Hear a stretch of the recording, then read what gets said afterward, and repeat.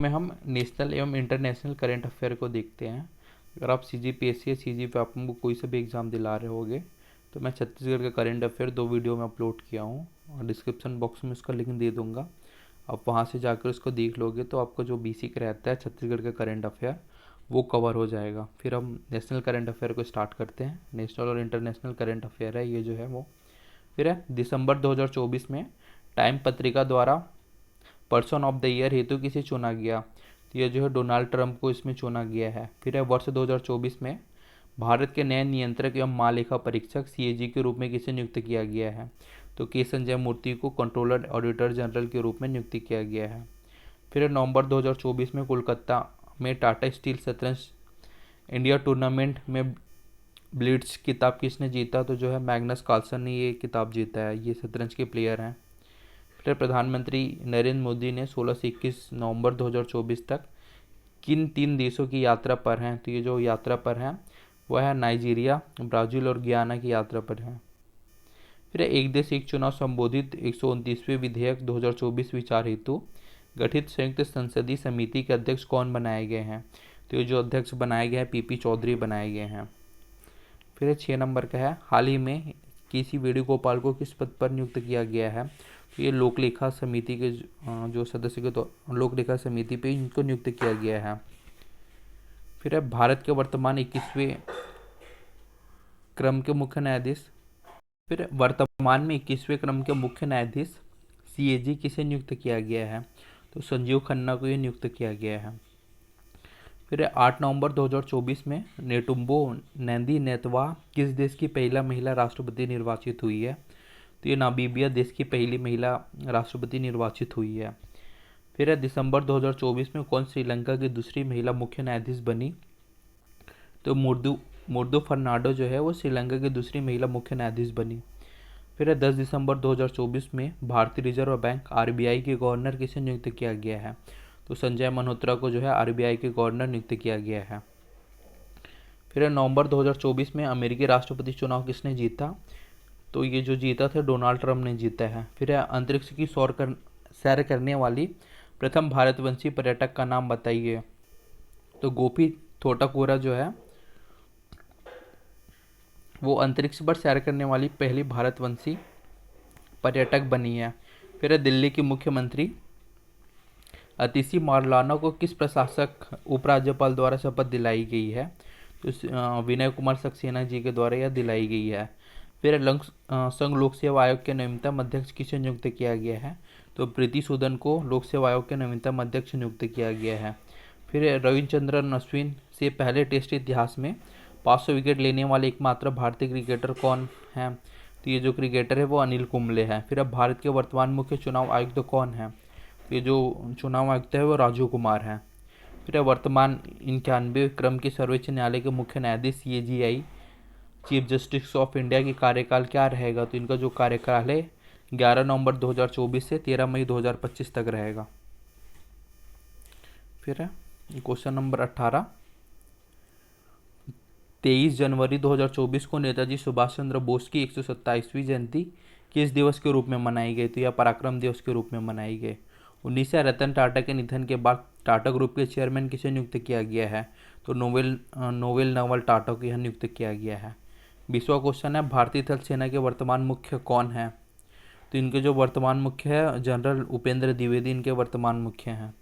फिर 21 किस भारतीय संगीतकार को जो फ्यूजन बैंड शक्ति का हिस्सा है ने अपने नवीनतम एल्बम दिस मोमेंट के लिए सर्वश्रेष्ठ वैश्विक संगीत एल्बम श्रेणी में ग्रैमी पुरस्कार जीता? शंकर महादेवन और जाकिर हुसैन ने यह ग्रैमी अवार्ड जीता। फिर अनुभवी भारतीय शास्त्रीय संगीतकार राकेश चौरसिया कौन से संगीत वाद्य यंत्र बजाते हैं? तो ये जो बजाते हैं वो बांसुरी बजाते हैं। फिर 23 केंद्रीय निर्वाचन आयोग द्वारा सितंबर 2024 में राष्ट्रीय दिव्यांगजन श्रेणी PWD के लिए राष्ट्रीय आइकन किसे घोषित किया गया है? तो ये जो घोषित किया गया है वो राकेश कुमार को घोषित किया गया है। फिर केंद्रीय निर्वाचन आयोग द्वारा मार्च 2024 में लोकसभा चुनाव हेतु मतदाता जागरूकता के लिए राष्ट्रीय दिव्यांगजन श्रेणी PWD में किस खिलाड़ी को राष्ट्रीय आइकन घोषित किया गया है? तो शीतल देवी को राष्ट्रीय आइकन घोषित किया गया है। फिर 27वां पेरिस ओलंपिक 2024 में खिलाड़ियों के संबंध पर विचार सत्य कथन का चयन करें। पहला, भारत के लिए प्रथम स्वर्ण पदक निशानेबाजी अनिल खेरा ने जीता। हरविंदर सिंह ने तीरंदाजी में पुरुषों के व्यक्तिगत रिकर्व ओपन स्वर्ण पदक हासिल की। राकेश कुमार एवं शीतल देवी ने तीरंदाजी में मिश्रित टीम कंपाउंड ओपन में कांस्य पदक हासिल किया। तो इसमें जो है सभी कथन ये जो है अनिल खेरा ने प्रथम स्वर्ण पदक निशानेबाजी में जीता। हरविंदर सिंह ने तीरंदाजी में पुरुषों के व्यक्तिगत रिकर्व ओपन में स्वर्ण पदक हासिल की और राकेश कुमार और शीतल देवी ने तीरंदाजी मिश्रित टीम कंपाउंड ओपन में कांस्य पदक जीता। ये सभी जो है वो सही हैं। फिर यहाँ पे है कौन से सुमिलित नहीं है पूछा है, तो इसमें सुमिलित नहीं है। अतिशी मौलाना दिल्ली का प्रथम युवा मुख्यमंत्री है, ये सुमिलित नहीं है। बाकी जो सुमिलित है उसको देख लेते हैं। सुषमा स्वराज है दिल्ली की प्रथम महिला मुख्यमंत्री। अरविंद केजरीवाल है मुख्यमंत्री पद पर रहते हुए गिरफ्तार होने वाले भारत की प्रथम मुख्यमंत्री। और शीला दीक्षित है दिल्ली की द्वितीय क्रम की महिला मुख्यमंत्री है। फिर है 27, प्रसिद्ध लेखक सलमान रुश्दी की किताब को भारत में 36 साल के प्रतिबंध के पश्चात भारत में प्रकाशन की अनुमति दी गई है। तो ये जो अनुमति दी गई है वह है द स्टैटिक वर्सेस, जो उनकी बुक है वो 36 साल के प्रतिबंध के पश्चात भारत में प्रकाशन की अनुमति दी गई है। फिर है नवंबर 2024 में विधानसभा चुनाव के बाद झारखंड के मुख्यमंत्री के रूप में कौन शपथ लिया है, तो जो हेमंत सोरेन है उन्होंने शपथ लिया है। फिर 29 है, दिसंबर 2024 में किस देश के सेनाध्यक्ष अशोक राज सिंगडेल को भारतीय सेना के जनरल के मानक रैंक प्रदान की गई है, तो ये जो है नेपाल के हैं। फिर है 30 दिसंबर 2024 में किस देश के राष्ट्रपति यून सुक योल के खिलाफ महाभियोग प्रस्ताव पारित हुआ, तो दक्षिण कोरिया के जो राष्ट्रपति हैं उनके खिलाफ महाभियोग पारित हुआ। फिर है ये सुमेलित करना है। दिनेश कुमार त्रिपाठी जो है वह नौसेना प्रमुख हैं। उपेंद्र द्विवेदी जो हैं वो थल सेना प्रमुख हैं। अमृत मोहन प्रसाद जो हैं वो सशस्त्र सीमा के महानिदेशक हैं। और वी श्रीनिवासन जो है वो राष्ट्रीय सुरक्षा गार्ड हैं।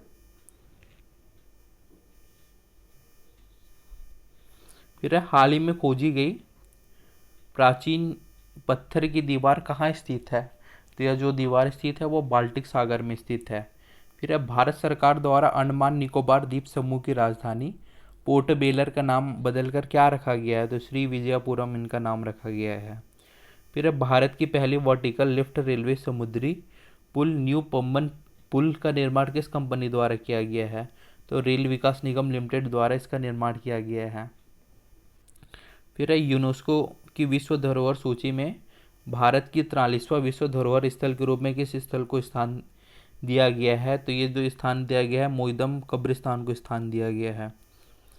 फिर है फिर जो है यूनेस्को द्वारा भारत के प्रथम साहित्य शहर का दर्जा किस शहर को प्रदान किया गया है, तो कोझिकोड को प्रदान किया गया है। फिर है 17वीं शताब्दी में निर्मित जल प्रबंधन प्रणाली की खोज भारत के किस स्थान पर वर्तमान में की गई है, तो खूनी भंडार में वर्तमान में की गई है।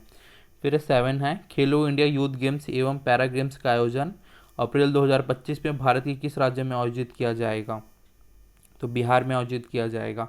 फिर है भारत के प्रथम हिंदी साहित्य का भाषा संग्रहालय किस स्थान पर स्थापित किया जाएगा, तो ये जो स्थापित किया जाएगा वाराणसी में स्थापित किया जाएगा।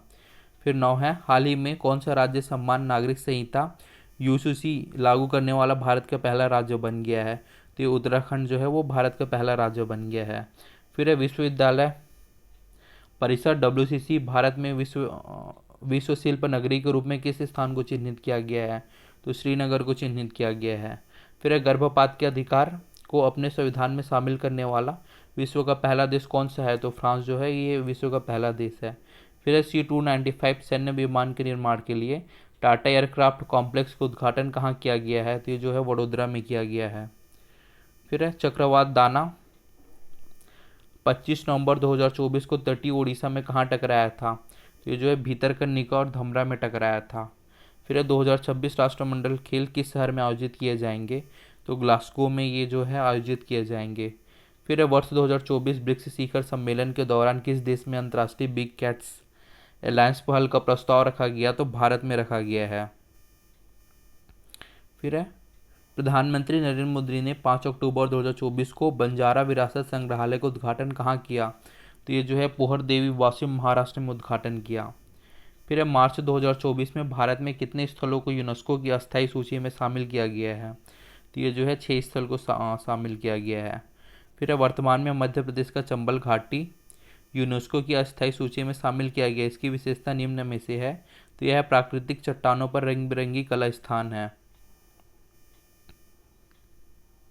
फिर है नवंबर 2024 में मणिपुर के किस जिले में मैतेई और कुकी समुदाय के मध्य जातिगत हिंसा प्रारंभ हुई? तो यह है जिरीबॉम जिले में। फिर आंध्र प्रदेश के किस स्थल पर नवीनतम मिसाइल परीक्षण केंद्र स्थापना हेतु सुरक्षा मामले की कैबिनेट समिति द्वारा स्वीकृति की गई है? तो यह नागिया लंका द्वारा स्वीकृति की गई है। फिर है वधावन बंदरगाह क्वेश्चन, भारत के सबसे बड़े गहरे पानी की बंदरगाह की श्रेणी में आने वाला बंदरगाह है, यह किस राज्य में स्थित है? तो यह जो है महाराष्ट्र राज्य में स्थित है। फिर है भारत का सबसे ऊंचा बास टावर छत्तीसगढ़ के किस जिले में स्थापित की गई है? तो यह जो है बेमेतरा में स्थापित की गई है। फिर है पैरा एथलीट के प्रशिक्षण एवं प्रोत्साहन हेतु विश्व का प्रथम सर्वाधिक ऊंचाई पर स्थित पैरा खेल केंद्र की स्थापना हेतु भारत सरकार द्वारा घोषणा हुई है। तो यह जो घोषणा हुई है वह लेह द्वारा हुई है। फिर नेपाल सरकार द्वारा किस भारतीय स्थल को अपनी मुद्रा में चित्रित किया गया था, जिसके खिलाफ भारत सरकार ने अपना कड़ा विरोध दर्ज किया? तो काला पानी, निपू लेक और लिबिया घुरिया था, ये सभी क्षेत्र थे। इसके खिलाफ भारत सरकार ने कड़ा विरोध दर्ज किया। फिर कथन 1 है, वर्तमान में कंबोडिया स्थित अंकोर वाट मंदिर का विश्व का 8वां आश्चर्य घोषित किया गया है। इस मंदिर का निर्माण 20वीं शताब्दी के खामेर राजवंश के राजा सूर्यवर्मन द्वितीय द्वारा बनवाया गया था, जो विश्व के सर्वाधिक क्षेत्रफल में विस्तृत हिंदू मंदिर है। दोनों कथन जो है वो सत्य हैं। फिर 26 जो है, भारतीय पुरातत्व सर्वेक्षण को आंध्र प्रदेश के पलनाडु जिले के धरनीकोटा में जांच के दौरान किस लिपि के शिलालेख प्राप्त हुआ है? तो यह ब्राह्मी लिपि के शिलालेख प्राप्त हुआ है। फिर 27 है, महाराष्ट्र के पालघर में भारत के सबसे गहरे पानी का बंदरगाह की श्रेणी में वधावन बंदरगाह की आधारशिला रखी गई है। तो 30 अगस्त 2024 को इसकी आधारशिला रखी गई है। फिर है अगस्त 2024 में WHO द्वारा नेपाल के किस स्थल को एशिया का दूसरा सबसे स्वस्थ शहर घोषित किया गया है? तो ये जो धूलीखेल है इनको घोषित किया गया है। फिर 29 है, भारत सरकार ने जनजातीय संस्कृति और विरासत के संरक्षण एवं संवर्धन हेतु किस स्थल पर नवीन केंद्र बनाने की घोषणा की गई है? ये जो है पदमपुर झारखंड में की गई है। फिर 30 है, फरवरी 2024 में प्रधानमंत्री नरेंद्र मोदी द्वारा स्वदेश निर्मित प्रथम हाइड्रोजन सेल नौका फेरी का शुभारंभ कहाँ से हुआ है? तो ये जो शुभारंभ हुआ है तूथुकुडी तमिलनाडु से शुभारंभ हुआ है। फिर है राष्ट्रपति भवन स्थित 2 महत्वपूर्ण परिसर दरबार हाल एवं अशोक हाल का नाम बदलकर क्रमशः कर दिए गए हैं। तो ये गणतंत्र मंडप और अशोक मंडप कर दिए गए हैं। फिर है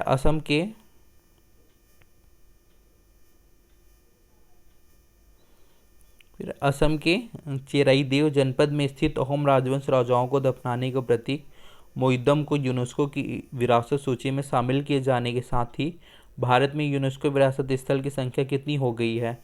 तो इनकी जो संख्या हो गई वो 43 हो गई है। फिर निम्नलिखित में से कौन सा देश शंघाई सहयोग संगठन का 10वां और नवीनतम सदस्य बना है? तो ये जो सदस्य बना है वो बेलारूस बना है। फिर 25 फरवरी 2024 को प्रधानमंत्री नरेंद्र मोदी द्वारा उद्घाटन किया गया सुदर्शन सेतु निम्नलिखित में से कहाँ स्थित है? तो ये जो स्थित है वो ओखा गुजरात में स्थित है। फिर सुदर्शन सेतु गुजरात के किन 2 स्थलों के मध्य संपर्क स्थापित करेगा? तो ये ओखा से बेट द्वारका के मध्य संबंध स्थापित करेगा। फिर 36 है, निम्नलिखित में से कौन सा देश औपचारिक रूप से उत्तरी एटलांटिक संधि संगठन नाटो का 32वां सदस्य बना है? तो ये जो बना है वो स्वीडन बना है।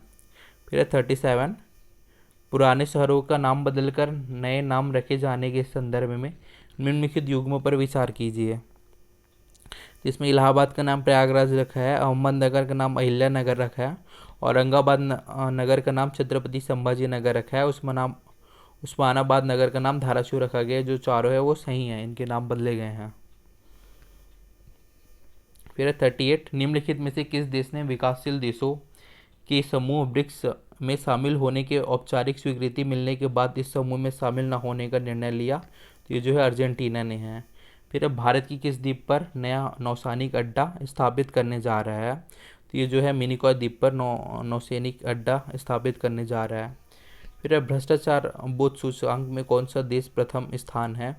तो यह जो है डेनमार्क का प्रथम स्थान है। फिर है वर्ल्ड साइबर क्राइम सूचकांक में कौन सा देश का प्रथम स्थान है? तो इनका जो प्रथम स्थान है वो रूस का प्रथम स्थान है। फिर है 25 सितंबर 2024 को अमेरिकी प्रशासन ने आधिकारिक तौर पर किसे राष्ट्रीय पक्षी घोषित किया? तो बाल्ड ईगल को राष्ट्रीय पक्षी घोषित किया गया। फिर है मई 2024 में कौन सा देश आधुनिक इतिहास में अपने सभी ग्लेशियर खोने वाला पहला देश बन गया है? तो ये जो है वेनेजुएला बन गया है। फिर है प्रधानमंत्री नरेंद्र मोदी द्वारा 25 दिसंबर 2024 अटल बिहारी वाजपेयी की 100वीं जयंती में किन बेतवा नदी जोड़ो परियोजना की आधारशिला रखी है? यह परियोजना किन दो राज्यों में पूर्ण होगी? तो ये जो परियोजना है मध्य प्रदेश व उत्तर प्रदेश राज्य में पूर्ण होगी। फिर प्रधानमंत्री नरेंद्र मोदी ने केन बेतवा नदी जोड़ो परियोजना के अंतर्गत किस बांध डैम के निर्माण हेतु आधारशिला रखी है? तो ये दौधन बांध के निर्माण हेतु आधारशिला रखी है। फिर अंतर्राष्ट्रीय shooting sports federation ISFF junior world cup rifle pistol shotgun 2025 की मेजबानी किस देश को प्रदान की गई है? तो इसकी मेजबानी जो है भारत देश को प्रदान की गई है। फिर क्वेश्चन है 47, भारत का कौन सा राज्य क्षेत्र है जहां पर पैरा एथलेटिक्स वर्ल्ड चैंपियनशिप 2025 का आयोजन होगा? तो ये जो आयोजन होगा नई दिल्ली में आयोजन होगा।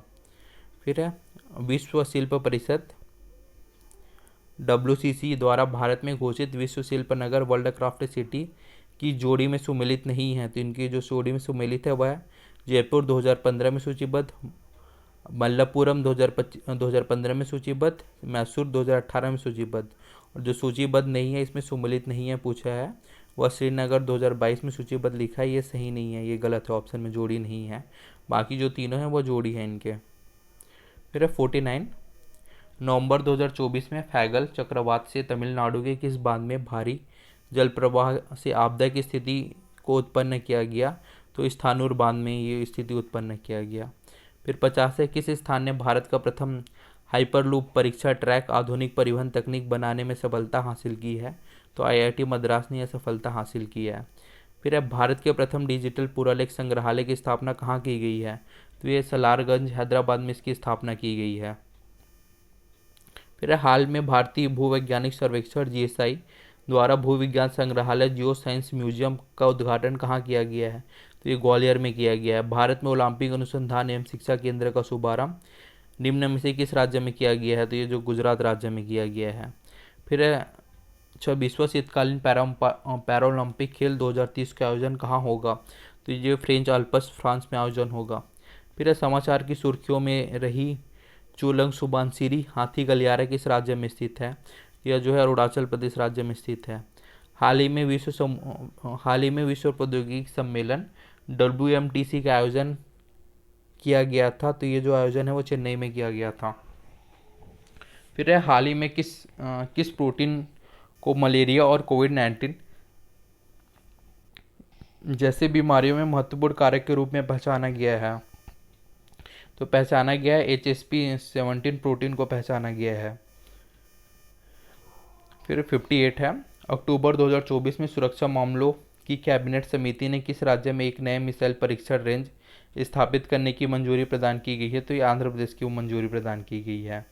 फिर 59, भारत का पहला ग्रीन हाइड्रोजन ईंधन स्टेशन कहाँ स्थापित किया गया है? तो लेह में स्थापित किया गया है। 60 है, 23 सितंबर 2024 को महाराष्ट्र मंत्रिमंडल ने पुणे अंतर्राष्ट्रीय हवाई अड्डे का नाम परिवर्तित कर किस प्रसिद्ध संत के नाम पर रखने की मंजूरी दी है? तो संत तुकाराम के नाम पर रखने की मंजूरी दी गई है। फिर 61 है, 19 सितंबर 2024 को विश्व स्वास्थ्य संगठन WHO ने किस देश को कुष्ठ रोग खत्म करने वाला पहला देश घोषित किया गया है? तो जॉर्डन को घोषित किया गया है। फिर जुलाई 2024 को कैरिबियाई समुदाय कैरिकॉम को 6वां सहयोगी सदस्य किसे बनाया गया है? तो ये जो है कुराकाओ को इसको सहयोगी सदस्य बनाया गया है। फिर 4 सितंबर 2024 को राष्ट्रपति द्रौपदी मुर्मू ने किस राज्य में विश्व शांति बुद्ध विहार का उद्घाटन किया है? तो ये महाराष्ट्र में उद्घाटन किया है। फिर अगस्त 2024 में विश्व स्वास्थ्य संगठन WHO ने किसी एशिया को दूसरा सबसे स्वस्थ शहर घोषित किया है? तो धुलीखेल को घोषित किया है। फिर विश्व की सबसे ऊंची सुरंग सुकून या ला सुरंग का निर्माण कहाँ किया जा रहा है? तो जो निर्माण किया जा रहा है वो लद्दाख में निर्माण किया जा रहा है। फिर है 22 मई 2024 को किन 3 देशों द्वारा फिलिस्तीन को एक अलग राज्य देश के रूप में मान्यता प्रदान करने के संबंध में निम्नलिखितों पर विचार कीजिए। फिर है 22 मई 2024 को नॉर्वे, आयरलैंड और स्पेन ने फिलिस्तीन को एक अलग राज्य देश के रूप में मान्यता देने की घोषणा की। सेकंड है, यह मान्यता आधिकारिक रूप से 28 मई 2024 से प्रभावी होगी। तो ये जो दोनों कथन है वो सही है। फिर है 10वां अंतर्राष्ट्रीय हर्बल मेला 2024 का आयोजन कहाँ हुआ है? तो ये जो आयोजन हुआ है वो भोपाल में आयोजन हुआ है। फिर है 68 जून 2024 में कौन सा शहर वर्ल्ड क्राफ्ट सिटी के रूप में मान्यता प्रदान करने वाला चौथा भारतीय शहर बन गया है? तो ये जो शहर बन गया है वो श्रीनगर बन गया है। फिर है 69 23 अप्रैल 2024 को भारत की सबसे बड़ी जलवायु घड़ी को कहाँ स्थापित कर परिचालित किया गया है? तो ये वैज्ञानिक और औद्योगिक अनुसंधान परिषद CSIR के मुख्यालय भवन नई दिल्ली में स्थापित किया गया है। फिर 70 है 15वां एरो इंडिया फरवरी 2024 में कहाँ आयोजित किया जाएगा? तो यह जो है बेंगलुरु में आयोजित किया जाएगा। फिर 71 है अगस्त 2024 में कौन सा देश संयुक्त राष्ट्र कमान UNC में शामिल करने वाला 18वां देश बन गया है? तो यह जो है जर्मनी बन गया है। फिर भारत का प्रथम संविधान संग्रहालय कहाँ स्थापित हुआ है? तो यह जो स्थापित हुआ है वो सोनीपत में हुआ है। फिर बहुपक्षीय सम्मेलन को देखते हैं। फिर UNFCCC के लिए पोटिया का सम्मेलन COP19 का 29वां सत्र 11 नवंबर से 22 नवंबर 2024 तक कहाँ आयोजित किया गया था? तो ये जो आयोजित किया गया है बाकू अजरबैजान में आयोजित किया गया है। फिर आसियान शिखर सम्मेलन 2024 का आयोजन किस स्थान पर हुआ? तो लाओस में इसका आयोजन हुआ। फिर 55वां भारतीय अंतर्राष्ट्रीय फिल्म महोत्सव IFFI 20 से 28 नवंबर 2024 तक कहाँ आयोजित किया जा रहा है? तो यह जो है गोवा में आयोजित किया जा रहा है। फिर आसियान शिखर सम्मेलन 2024 का मुख्य विषय क्या था? इनका मुख्य विषय था कनेक्टिविटी व लचीलापन को बढ़ाना था। फिर नवंबर 2024 में 19वां G20 शिखर सम्मेलन कहाँ आयोजित किया गया था? तो ये रियो डी जनेरियो में इसका आयोजन किया गया था। फिर क्वेश्चन नंबर 6 19वीं पूर्वी शिखर सम्मेलन 2024 का आयोजन कब हुआ? तो यह जो आयोजन हुआ 11 अक्टूबर 2024 को हुआ। फिर 7 भारत अंतर्राष्ट्रीय व्यापार मेला IITF का 43वां संस्करण कहाँ आयोजित किया जा रहा है? तो जो आयोजित किया गया है प्रगति मैदान नई दिल्ली में इसका आयोजन किया जा रहा है। फिर आठवां जो है 24वां संघाई सहयोग संगठन SCO शिखर सम्मेलन का आयोजन कहाँ आयोजित हुआ? तो यह जो है अस्ताना में आयोजित हुआ। फिर 9वां है 10वां अंतर्राष्ट्रीय विज्ञान महोत्सव का विषय क्या है? तो इसका विषय है भारत को विज्ञान और प्रौद्योगिकी आधारित वैश्विक निर्माण केंद्र में बदलना है। फिर रायसीना डायलॉग 2024 संस्करण का विषय क्या है? तो इनका विषय जो है चतुरंगा संघर्ष, प्रतियोगिता, सहयोग और निर्माण है। फिर 16वां ब्रिक्स शिखर सम्मेलन 2024 के अध्यक्ष थे, तो इनके अध्यक्ष थे व्लादिमीर पुतिन थे। फिर संयुक्त राष्ट्र जैव विविधता सम्मेलन COP16 2024 का कहाँ आयोजित किया जा रहा है? तो यह जो आयोजित किया जा रहा है वो कोलंबिया में आयोजित किया जा रहा है। फिर रायसीना डायलॉग क्या है? तो यह जो है भू राजनीति, भू अर्थशास्त्र पर एक वार्षिक सम्मेलन है। फिर नई दिल्ली विश्व पुस्तक मेला 2024 कहाँ आयोजित किया जा रहा है? जो प्रगति मैदान नई दिल्ली में आयोजन किया जा रहा है। फिर अक्टूबर 2024 विश्व स्वास्थ्य सम्मेलन WHC का आयोजन कहाँ किया गया है? तो यह जो है जर्मनी में इसका आयोजन किया गया है। फिर 16वां आदि महोत्सव 2024 का प्राथमिक उद्देश्य क्या है? तो इसका प्राथमिक उद्देश्य है भारत की जनजातीय विरासत की समृद्ध विविधता को प्रदर्शित करना। फिर 17वां 19वां G20 शिखर सम्मेलन की अध्यक्षता किसने किया? तो लुल्ला डी सिल्वा हैं, इसने इसकी अध्यक्षता किया है। फिर 18 है 24वां संघाई सहयोग शिखर सम्मेलन में किस देश की नवीनतम सदस्य देश घोषित किया गया है? तो यह जो है बेलारूस को नवीनतम सदस्य देश घोषित किया गया है। फिर वर्तमान में G20 में कितने सदस्य शामिल हैं? तो इसमें जो शामिल है वो 21 है। फिर इनमें से कौन से कथन असत्य है? तो जो सत्य कथन है उसको देख लेते हैं। 18वां प्रवासी भारतीय सम्मेलन का आयोजन भुवनेश्वर में किया गया। विकसित भारत में प्रवासी भारतीयों के योगदान इस सम्मेलन का विषय वस्तु था। फिर इस सम्मेलन का आयोजन जनवरी 2025 में किया जाएगा। ये तीनों जो है सही है, और जो असत्य है वो भारतीय प्रवासी सम्मेलन में पंडित नेहरू की स्मृति में आयोजित होते हैं, ये गलत है। फिर है सेकंड भारत कैरिकॉम शिखर सम्मेलन का आयोजन कहाँ हुआ था? यह जो आयोजन हुआ है गुयाना में हुआ है, ऑप्शन बी। फिर है जिनेवा में हुए 17वां विश्व स्वास्थ्य सभा का आयोजन कब से कब तक हुआ था? तो यह 27 मई से 1 जून 2024 के मध्य हुआ था। फिर अंतर्राष्ट्रीय सहकारिता सम्मेलन 2024 ICA का आयोजन कहाँ हुआ था? तो यह भारत मंडपम नई दिल्ली में इसका आयोजन हुआ था।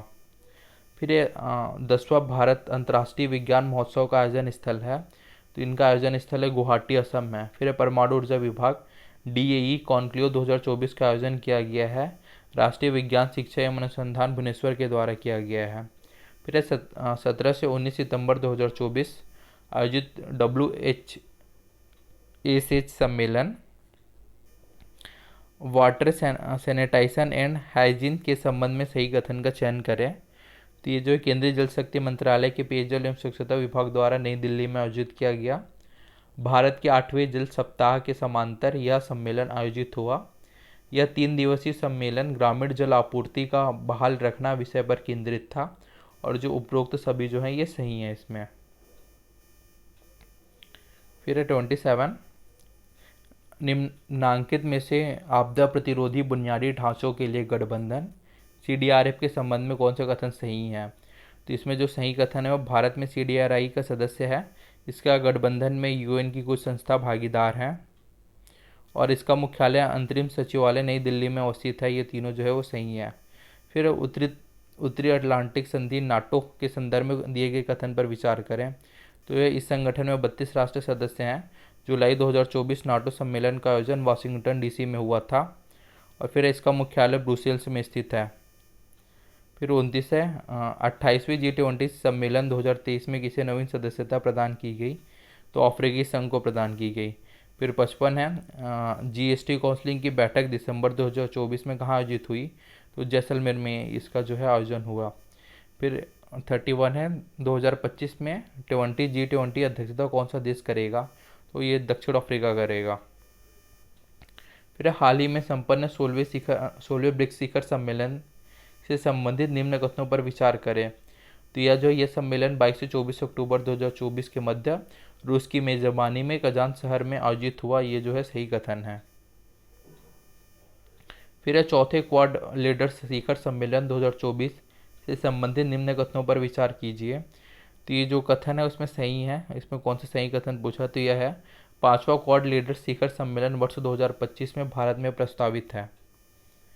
फिर ब्राज़ील का कौन सा शहर 19वां G20 शिखर सम्मेलन की मेजबानी कर रहा है, जिसके प्रधानमंत्री मोदी 18 नवंबर 2024 को भाग लेंगे? तो ये जो मेजबानी कर रहा है वो रियो डी जेनेरियो कर रहा है। फिर 35 है इनमें से कौन सा कथन सही है पूछा? तो सही कथन है 30 नवंबर से 3 दिसंबर 2024 के मध्य 10वां भारत अंतर्राष्ट्रीय विज्ञान महोत्सव 2024 IIT गुवाहाटी में आयोजित किया जाएगा।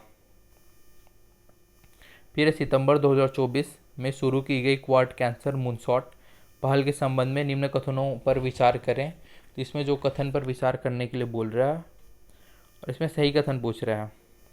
तो जो सही कथन है 22 सितंबर 2024 को क्वाड देशों की संयुक्त राज्य अमेरिका, ऑस्ट्रेलिया, भारत तथा जापान ने कैंसर मूनशॉट पहल की शुरुआत की, और यह पहल हिंद प्रशांत क्षेत्र में कैंसर को खत्म करने में मदद करने के लिए शुरू की गई है। यह दोनों जो है वो सही है। फिर क्वेश्चन है भारतीय संविधान के कौन सा अनुच्छेद उपराष्ट्रपति के विरुद्ध अविश्वास प्रस्ताव के नियम एवं कानूनों की व्याख्या करता है? तो 67 ख जो है ये उपराष्ट्रपति के विरुद्ध अविश्वास प्रस्ताव संबंधित नियम एवं कानूनों की व्याख्या करता है। फिर है संसदीय प्रक्रिया के अंतर्गत उपराष्ट्रपति के लिए अविश्वास प्रस्ताव के संबंध में निम्न कथनों को पढ़िए। फिर यह राज्यसभा में वर्तमान सदस्यों के बहुमत से पारित प्रस्ताव के माध्यम से संपन्न होता है। कथन 1 है और कथन 2 है। अविश्वास प्रस्ताव के संबंध में जानकारी 14 दिन पूर्व उपराष्ट्रपति को सूचित किया जाता है। यह जो दोनों कथन है वो सही है। फिर 2024 में जम्मू कश्मीर विधानसभा चुनाव में इंडिया गठबंधन में शामिल किस दल ने सर्वाधिक सीट हासिल की है? तो जम्मू कश्मीर नेशनल कॉन्फ्रेंस जो है इन्होंने सर्वाधिक सीट हासिल की है। फिर फोर्थ है 2024 में चुनाव में झारखंड में किस राजनीतिक गठबंधन ने सत्ता बरकरार रखी? तो इंडिया गठबंधन ने जो है सत्ता बरकरार रखी। फिर संविधान दिवस किस तारीख को मनाया जाता है? तो ये जो 26 नवंबर 2024 को इसको मनाया गया, 26 नवंबर को मनाया जाता है। फिर किस उच्च न्यायालय के न्यायाधीश को हटाने हेतु महाभियोग प्रक्रिया होती है? तो ये जो है दोनों सदन के उपस्थित तथा मतदान करने वाले सदस्यों के बहुमत से जो है प्रक्रिया होती है। फिर 7 है नवंबर 2024 में हुए श्रीलंकाई संसदीय चुनाव में किस पार्टी ने 2/3 बहुमत हासिल किया? तो नेशनल पीपुल्स पावर एनपीपी ने 2/3 बहुमत जो है वो हासिल किया।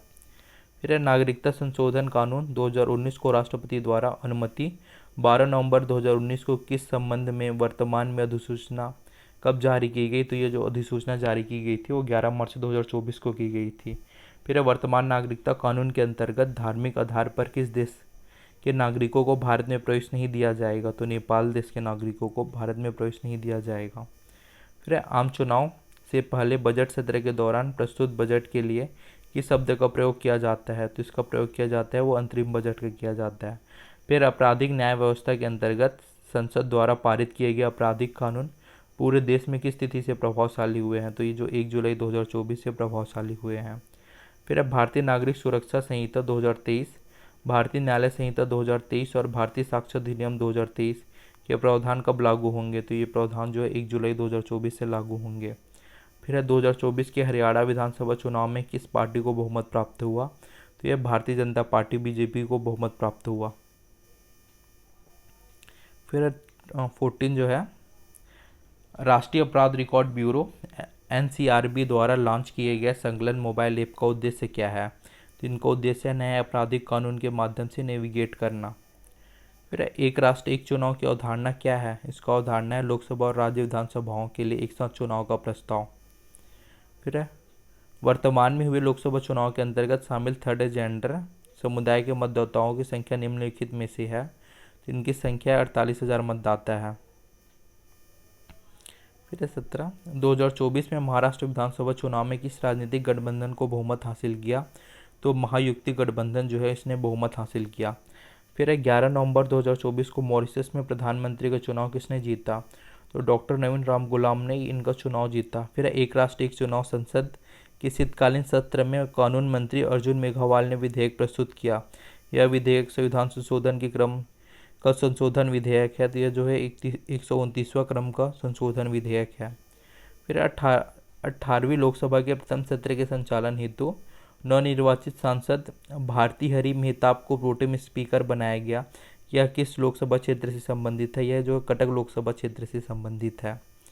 फिर केंद्रीय निर्वाचन आयोग द्वारा 18वीं लोकसभा चुनाव के सुविधापूर्वक क्रियान्वयन नामांकन और शपथ पत्र दाखिल करने के लिए निम्नलिखित पोर्टल लॉन्च किया गया है। तो ये जो सुविधा पोर्टल लॉन्च किया गया है। फिर 14वां राष्ट्रीय मतदाता दिवस 2024 का मुख्य विषय इनमें से शामिल है? तो इनका मुख्य विषय है वोट जैसा कुछ नहीं, वोट जरूर डालेंगे हम। फिर 23 जो है अक्टूबर 2024 में निम्नलिखित किस लोकसभा सीट पर उपचुनाव की घोषणा हुई? तो जो है वायनाड और नांदेड़ लोकसभा सीट पर उपचुनाव की घोषणा हुई। फिर नागरिकता नियम 1955 की धारा 6A निर्दिष्ट करता है। तो यह निर्दिष्ट करता है 1 जनवरी 1966 से लेकर 25 मार्च 1971 के मध्य असम में आए अप्रवासियों की नागरिकता कुछ शर्तों से सुनिश्चित करता है। फिर सर्वोच्च न्यायालय नवीन ध्वज का ध्वज श्लोक है। तो इनका ध्वज श्लोक है यतो धर्मस्य जयते। फिर भारतीय चुनावी संहिता चुनावी इतिहास में किस वर्ष अंतिम लोकसभा विधानसभा चुनाव एक साथ कराए गए थे? तो ये जो 1967 में कराए गए थे। फिर वर्ष 1991 के पश्चात यूक्रेन की यात्रा करने वाले भारत के पहले प्रधानमंत्री कौन थे? तो नरेंद्र मोदी थे। फिर निम्नलिखित में से किस राज्य में मुख्य विपक्षी दल द्वारा शैडो कैबिनेट 6 मंत्रिमंडल गठित किया गया? तो उड़ीसा राज्य द्वारा गठित किया गया है। फिर क्वेश्चन है अभी हाल ही में किस राज्य की विधानसभा में सर्वसम्मति से राज्य का नाम बदलने का संकल्प पारित किया गया है? तो ये जो है केरल राज्य में किया गया है। फिर है निम्नलिखित में से कौन सा कथन सत्य है पूछ रहा है। तो इसमें सत्य कथन कौन है हम उसको देखते हैं सीधा आंसर को। 1 और 3 है। तो एक जो है डाकघर अधिनियम 2023 को 18 जून 2024 से आधिकारिक रूप से लागू हो गया। फिर 3 है 3 नए आपराधिक अधिनियम भारतीय न्याय संहिता, भारतीय नागरिक सुरक्षा संहिता और भारतीय साक्ष्य संहिता 1 जुलाई 2024 से प्रभावी हो गए हैं। फिर है निम्नलिखित में से किस राज्य के विधानसभा चुनाव लोकसभा चुनाव 2024 के समानांतर आयोजित हुए थे। तो ये जो आयोजित हुए थे अरुणाचल प्रदेश, आंध्र प्रदेश, ओडिशा और सिक्किम चारों राज्य के हुए थे। फिर भारतीय इतिहास में सर्वोच्च न्यायालय एवं उच्च न्यायालय के न्यायाधीशों के विरुद्ध अब तक कितनी बार महाभियोग प्रस्ताव लाया जा चुका है। तो ये जो है 4 बार लाया जा चुका है। फिर है पोस्ट ऑफिस अधिनियम 2023 के बारे में निम्नलिखित में से कौन सा कथन असत्य है। तो पहले सत्य कौन है उसको देख लेते हैं। पोस्ट ऑफिस अधिनियम 2023 18 जून 2024 से लागू हो गया। इस अधिनियम द्वारा 125 वर्ष पुराने पोस्ट ऑफिस अधिनियम 1898 को निरसन हो गया। अधिनियम की धारा 9 के तहत देश की सुरक्षा, विदेशों के साथ मित्रवत संबंधों, कानून एवं व्यवस्था को बनाए रखना, आपातकाल आदि के आधार पर केंद्र सरकार को दोषी किए जाए और कोई भी डाक खोली को रोकी जा सकती है। या तीनों जो है वो सही है। और इसमें असत्य क्या है। डाकघर के कर्मचारियों को किसी डाक के खो जाने, गलत पते पर पहुंचने, नष्ट हो जाने के लिए दंडित किया जा सकता है। फिर इलेक्ट्रॉनिक वोटिंग मशीन ईवीएम तथा वीपैट विवाद पर सर्वोच्च न्यायालय के हालिया निर्णय के बारे में निम्नलिखित तथ्यों पर विचार कीजिए। तो इसमें विचार करने को बोल रहा है। तो इसमें जो सही है वह है इलेक्ट्रॉनिक वोटिंग मशीन से पड़े एक एक वोट के मिलान वीपैट पर्चियों से कराए जाने के लिए दाखिल सभी याचिकाएं खारिज कर दी गई और फिर मतपत्र से मतदान कराने की मांग को खारिज कर दी गई। ये जो दोनों हैं वो सही है। फिर राष्ट्रपति द्रौपदी मुर्मू द्वारा सर्वोच्च न्यायालय की स्थापना के 75वें वर्ष के उपलक्ष्य में नवीन ध्वज का अनावरण किया गया। इसका रंग है, इसका जो रंग है वो नीला है। फिर हम पुरस्कार को नेक्स्ट वीडियो में देखते हैं। ये वाली वीडियो तो इतना ही रखते हैं।